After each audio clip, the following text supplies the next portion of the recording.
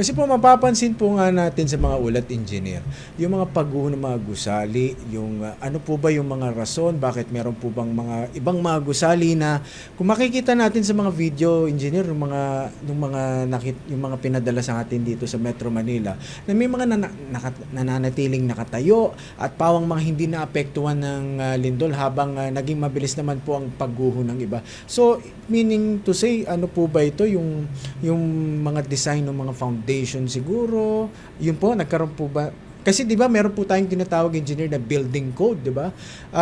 Ito po ba engineer talagang meron pong sumunod sa building code pero ang nangyari naman engineer hindi naging matibay yung isinagawang mga pagkonstruksyon ng naturang building. Paano po can you give us some insights, engineer?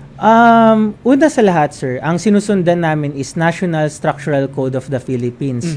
Ngayon, sir, pagdating sa structural engineering, madalas nakukumpara yung mga dating building tsaka yung ngayon. Dahil iba na rin naman ang materials ngayon.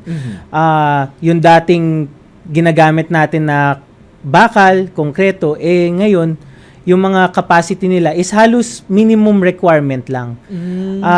Bukod dito, sir, kung mapapansin nyo rin, kadalasan or karamihan ng bumagsak na structure sa Mindanao is karamihan sa kanila nasa 2 to 4th floor lang.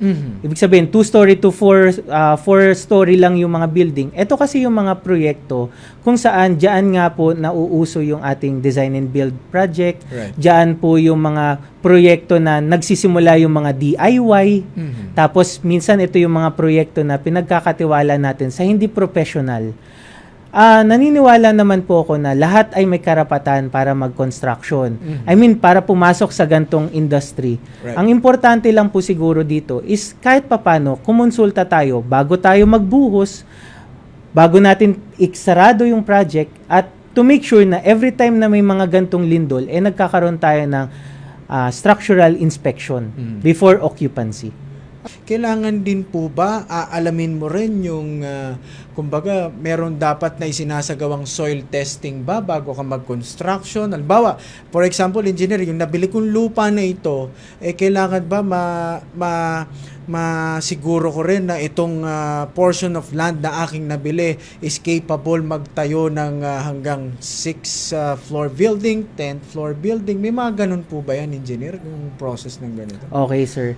With regards to soil testing, as per our building code, ang requirement natin is 3-story, kailangan na tayo mag-soil test. Okay. Pero as per National Structural Code of the Philippines, ang requirement talaga ay 2-story required na kagad tayo mag-soil test. Ngayon, sir, kung ako ang tatanungin nyo, marami tayong mga proyekto na mga warehouse lang, which is considerably 1-story lang siya. Pero nagpapa-soil test pa rin ang mga kliyente. Dahil alam nila na yung investing in few thousand could save them from problems in the future. Kumbaga, yung few thousand could save them millions and billions worth of project.